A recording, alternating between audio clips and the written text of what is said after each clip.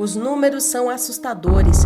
21 milhões de brasileiras, 37,5% do total da população, que sofreu algum tipo de agressão em 12 meses.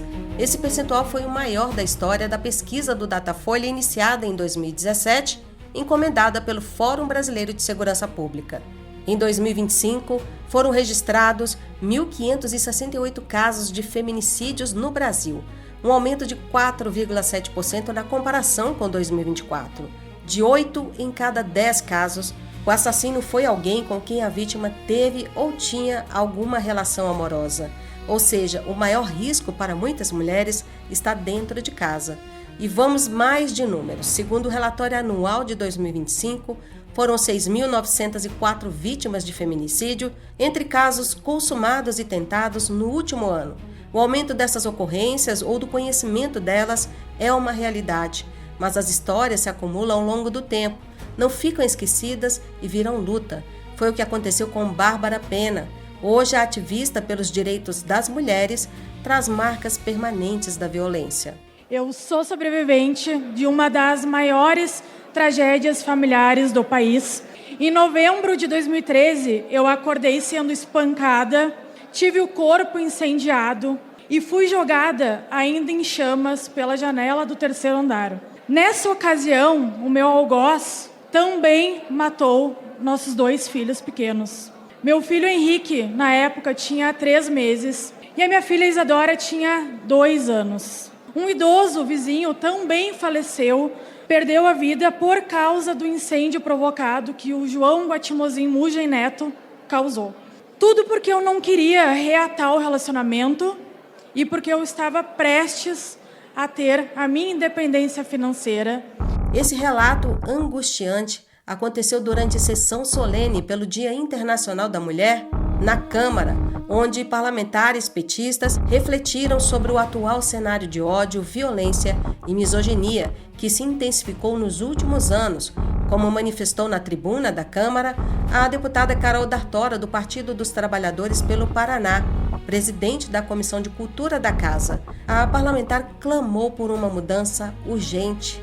Nós abrimos o mês de março, o mês do Dia Internacional de Luta das Mulheres, com notícias estarrecedoras. Infelizmente, a gente pôde ver as notícias sobre o estupro coletivo de uma adolescente no Rio de Janeiro. Também temos as notícias de que 6 mulheres morrem por dia no Brasil.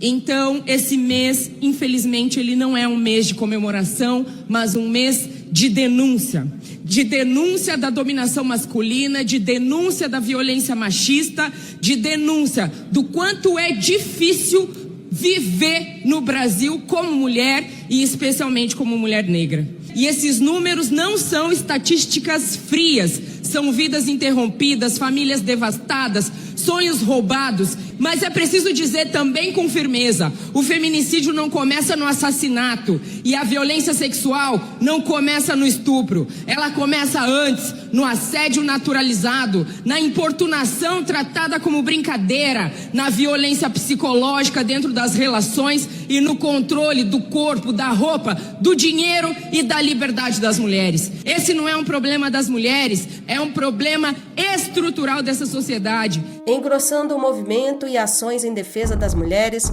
o deputado Paulo Pimenta, do Partido dos Trabalhadores pelo Rio Grande do Sul, protocolou o projeto que propõe tornar inafiançáveis crimes como lesão corporal de natureza grave ou gravíssima praticada em contexto de violência doméstica, como também o descumprimento de medida protetiva de urgência e crimes sexuais contra a vulnerável, incluindo a divulgação não consentida de imagens íntimas, conhecida como pornografia de vingança. Segundo o parlamentar, a proposta surge diante de dados que apontam fragilidades no modelo atual de proteção às vítimas. Este ano tem sido marcado por um volume muito grande de notícias sobre crimes cometidos contra meninas, contra mulheres.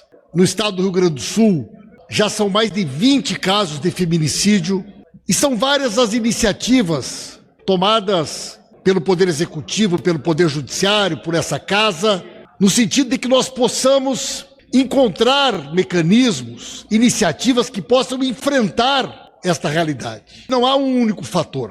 Com certeza existe aí aspectos de natureza cultural, existe aí uma questão de formação, de valores, de educação, de formação numa sociedade que precisa recuperar uma capacidade de refletir sobre temas como esse. Eu estou apresentando o projeto de lei 898 de 2026, que busca contribuir com esse debate e que tenta trazer um debate sobre uma questão que, do meu ponto de vista, é muito importante, que é a cultura da impunidade. Não é possível que hoje as pessoas que cometem esses crimes, os homens que cometem esses crimes, possam simplesmente sair da cadeia pagando um boleto. E é por isso que esse projeto é tão necessário, para que sejam inafiançáveis. Impulsionado pelo presidente Lula, um movimento começou a ganhar corpo e forma no país. O Pacto Nacional Brasil contra o Feminicídio, instituído há cerca de um mês. Trata-se de uma iniciativa coordenada e permanente entre os três poderes. Aos poucos dias do Dia Internacional da Mulher, celebrado em 8 de março, o Comitê do Pacto apresentou um plano de trabalho para o enfrentamento ao feminicídio no país. Um dos destaques é a realização de um mutirão nacional para o cumprimento de cerca de 1.000 mandados de prisão contra agressores, que seguem soltos pelo país. Um trabalho que está sendo coordenado pelo Ministério da Justiça e Segurança Pública. A ministra das Relações Institucionais, Gleisi Hoffmann, falou de algumas dessas ações concretas que já começam a ser colocadas em prática. Não dá para 13% desse feminicídio seja com mulheres que estão com medida protetiva. Então nós precisamos mudar isso. São ações que a gente vai começar em março ou que vai realizar no mês de março. Por exemplo, a primeira delas é uma operação para cumprimento de mandados de prisão. A outra medida, que é muito legal, chama Alerta Mulher Segura. É um pacote tecnológico para aprimoramento do sistema de rastreamento eletrônico para agressores cujas vítimas estão com medida protetiva. Isso daqui é uma tornozeleira eletrônica, isso aqui é um relógio e tem também o botãozinho do pânico. O que acontece hoje? Hoje os agressores usam tornozeleira eletrônica, mas as mulheres não têm nenhum mecanismo de monitorar os agressores. Elas não sabem se eles estão chegando, aonde eles estão, como é que faz.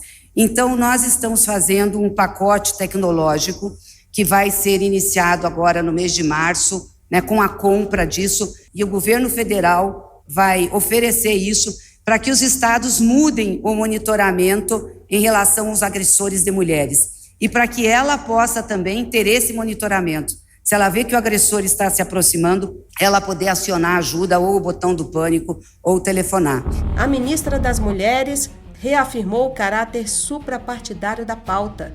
Márcia Lopes destacou o Pacto de Enfrentamento ao Feminicídio como expressão desse compromisso entre os três poderes, uma ação que, na avaliação dela, precisa do apoio de toda a sociedade.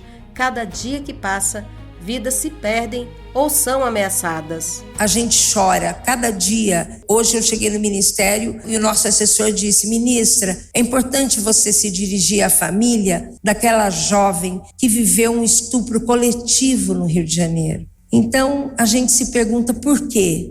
Até onde nós vamos? Quando a Maria da Penha conta a sua história, quando a Juliana, que levou 61 socos, conta a sua história, e agora mais uma em Goiás. Enfim, o que a gente tem que decidir, não só ficar indignados, estarrecidos, é agir. E nós podemos agir. Eu não tenho dúvida. Se cada prefeito e prefeita disser, neste município nós não vamos tolerar violência contra as mulheres, isso muda. Se uma vereadora, um vereador disser isso, se um governador, uma governadora disser isso, se uma empresária e um empresário disser isso todos os dias nas suas cidades, se a universidade disser isso, se todos os segmentos, os movimentos sociais, certamente nós haveremos de inverter esses indicadores. Entre as ações anunciadas pelo governo federal está a realização pelo Ministério da Saúde de 4.700.000 atendimentos psicológicos para a saúde mental de mulheres em situação de violência ao longo do ano. Hoje, o Ligue 180, que foi modernizado, também conta com acesso pelo WhatsApp, pelo número DDD 61 99610 0180. A central oferece orientação, acolhimento e encaminhamento de denúncias. mas em caso de emergência, a orientação é acionar a Polícia Militar do Estado por meio do telefone 190.